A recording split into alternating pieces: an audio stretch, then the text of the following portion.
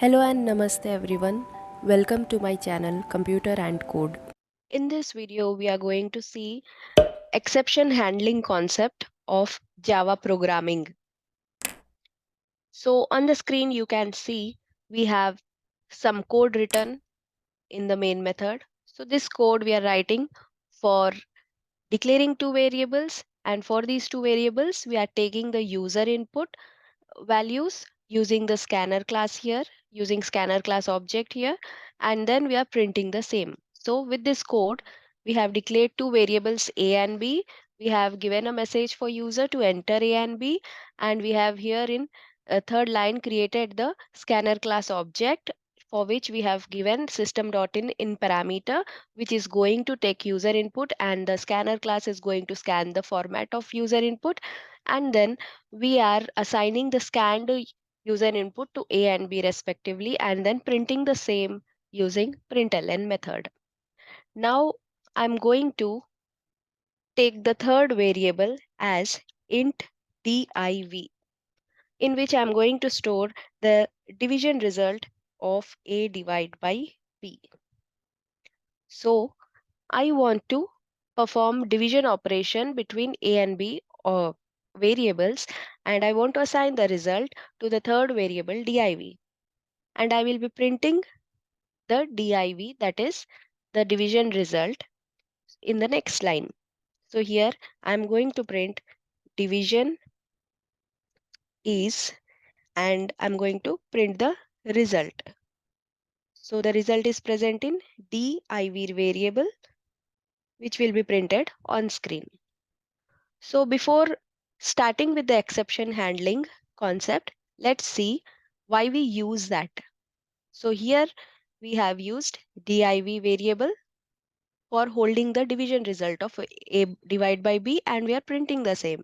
So when I execute this program, I will be getting on console a message to enter A and B. So when I get enter A and B, I am giving here the values like 12 and let's take 4. So division result here is 3. 4 multiplied by 3 will give you 12. So 3 is the quotient, which is nothing but the division result.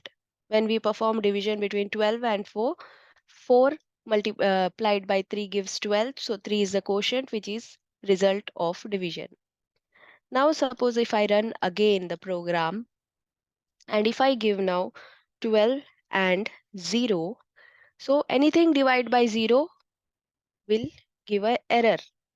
So here you can see we are getting a error here. So what error we are getting is, we are getting divide by 0 error. So it is printing A and B. So you can see A and B values are also printed later, AB. So A and B values are printed, and it is giving you divide by 0 result. And later it is not printing the division result because the program is stopped here. If I run again, if I give 12, 0, then it is printing A and B values now, and then giving the error. And after error, remaining program is not executed. So if I write some other statement here, like if I print something, so this is the division result. You may say that because division is not performed and we are not getting this division result, that is the reason. But if I write here thank you also, and now if I run, so you can see the last statement here is printing thank you. So now if I give 12 and 0, then also it gives error. It is printing A, B, but it is giving a divide by 0 error in line 17. And then it is not printing thank you because program is stopped in line 17. At line 17, the program is stopped. The execution of program is stopped and interrupted. So to avoid this type of interruption for our program execution, we use exception handling technique or concept. So when we use exception handling, even if the error occurs due to user input, so runtime errors, when we are executing the program or running the program, at that time if any error occurs, that is handled by the exception handling technique. So in exception handling, we use five keywords or five keywords which are used in exception handling technique are try, catch, finally, throw, and throws. So I'm here writing the keywords. So the first one is try. Try will protect the code in which exception or runtime error is expected. And then catch will catch the runtime error which is thrown by try. So in try will protect the code from runtime errors or exception, and it will throw it if it occurs. And whenever it is throwing, catch is going to catch the runtime error and it will handle it in the catch block. And then we have the finally. If you want to perform any final step after try or catch, then finally block you can use to do so. So if any final step, if you want to perform compulsory after try or catch, because finally gets executed compulsory after try block and also after catch block. So whichever block gets executed after that, finally if you are using in your program, it compulsory gets executed. So next is throw. Throw is used for throwing the exception manually. So you can create your own custom exception and throw the exception manually in your program. Also, you can have your custom error message while throwing the exception manually. And then the last one is throws. So this throws keyword will be used for declaring the exceptions for a method. So whenever you are writing a method, in that method, if you want to handle any exceptions, then what type of exceptions you are expecting in that method, those exceptions you can write or declare beside that method using the throws keyword. So we will be seeing that in this video.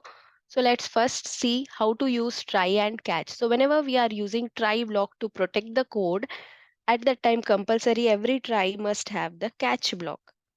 And when you are using the catch block, beside catch keyword you should write the exception class name. It can be the standard exception class name or the user defined exception class name, or any predefined exception classes. So here I'm using the standard predefined exception class, and for that I'm keeping the object here in the parameters of catch.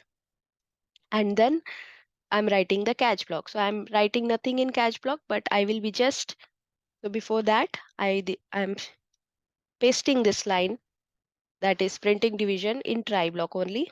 So in catch block, I'm going to just print the E object, which will be containing the error message.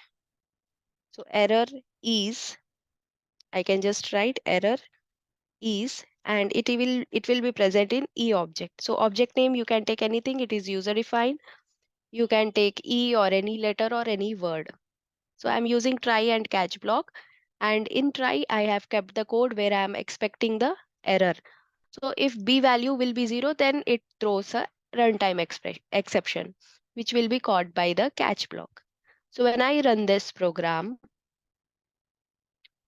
I'm going to get a message A divided by B. Now if I give 12 and 0, I will be getting the error message, but still the program continues its execution because the program execution is not interrupted. It is smoothly handling the error by giving a error message wherever error is occurring, and then thank you is normally printed. So this way try and catch is used to handle the exceptions. Try protects the code in which exception is expected. Catch will catch the runtime error or exception, and it will handle the exception. So you can write the error handling code here in the catch block, or you can just print the error message according to your requirement. Whatever code you want, you can have in your catch block. Now is the time for seeing the finally block. So in finally, we can have the final code which has to be executed after try or catch. So If error is occurring, then also finally is executed. If not, then also finally is executed. So I'm here just writing a message finally.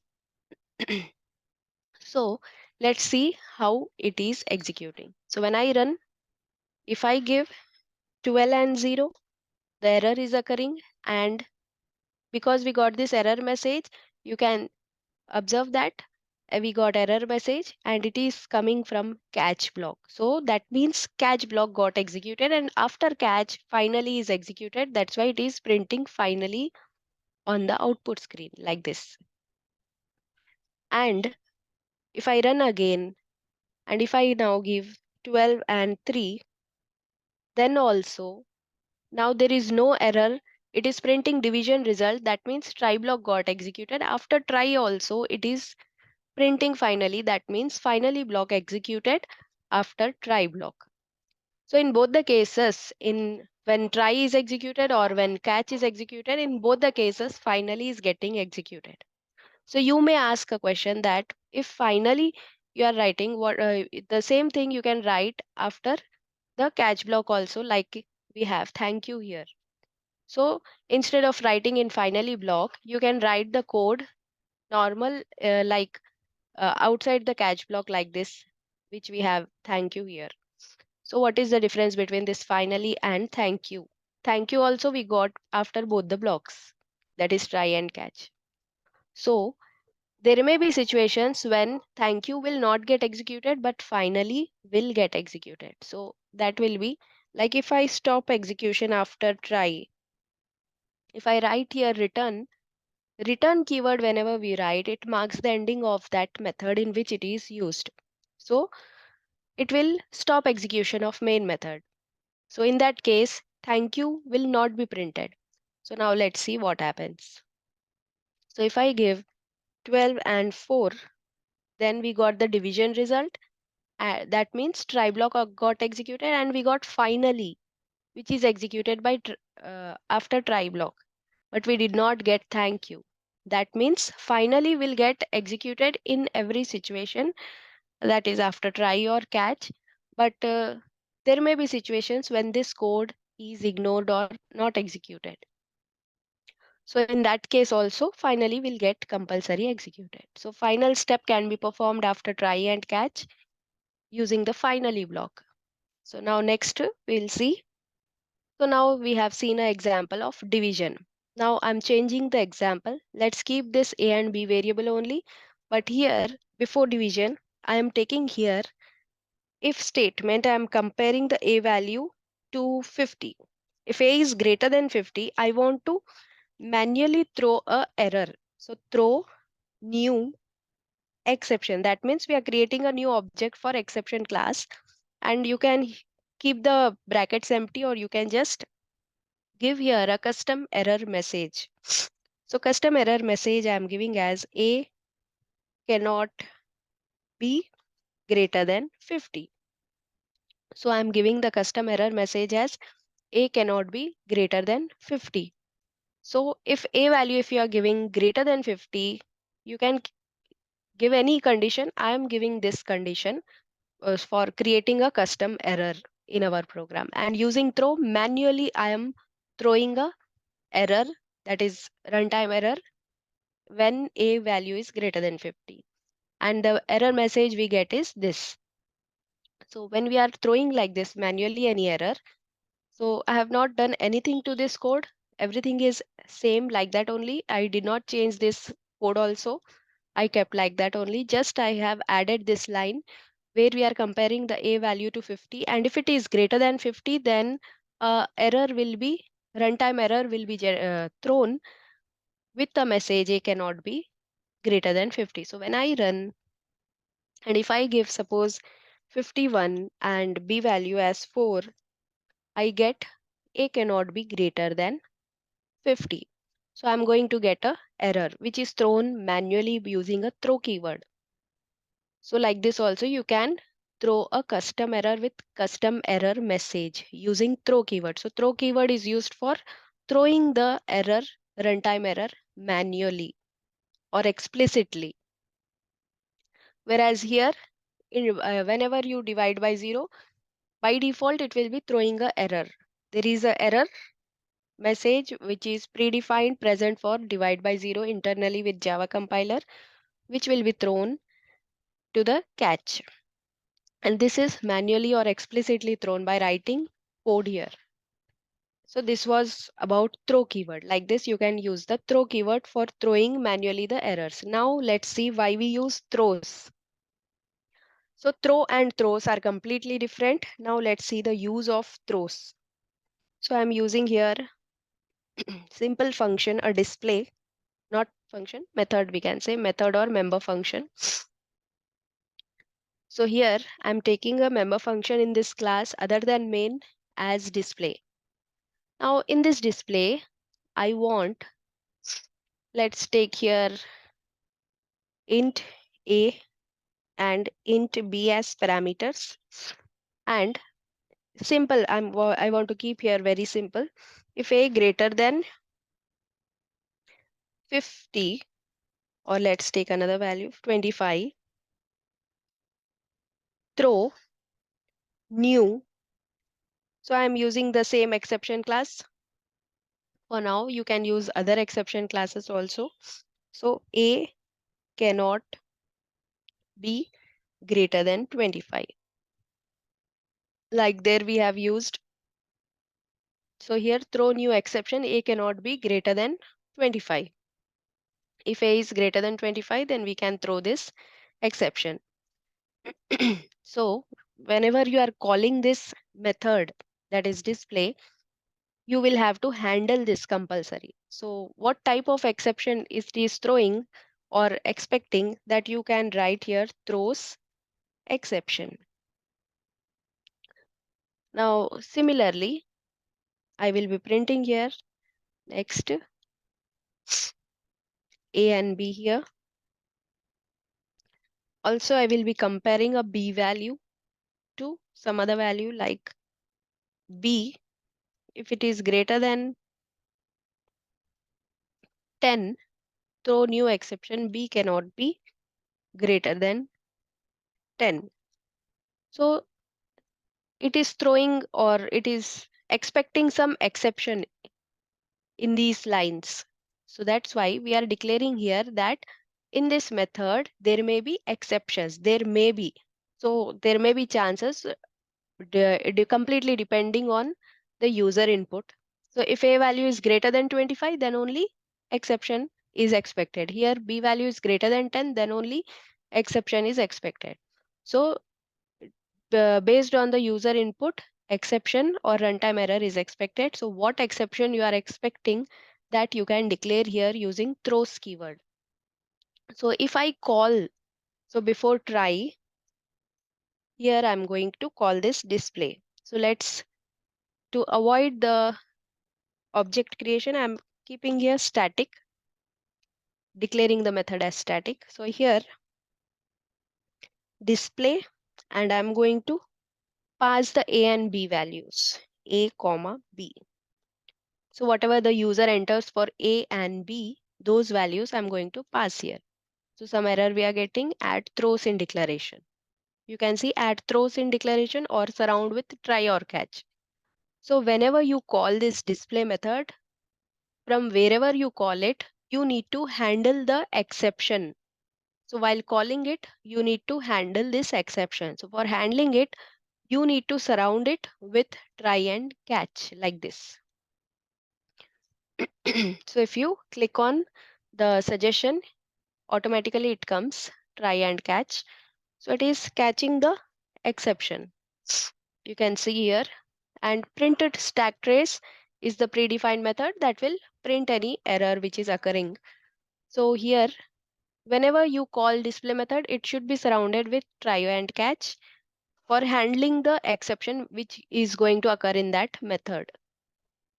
So if you are calling from some other method, then there also you need to surround it with try or catch. Or if you don't want to surround it with try and catch, then you can just throw it again. So for that, you can write this throws exception from whichever method or place you are calling it. There also Beside that method, you can write throws exception. So from main we are calling it. So throws exception I'm writing in main beside main.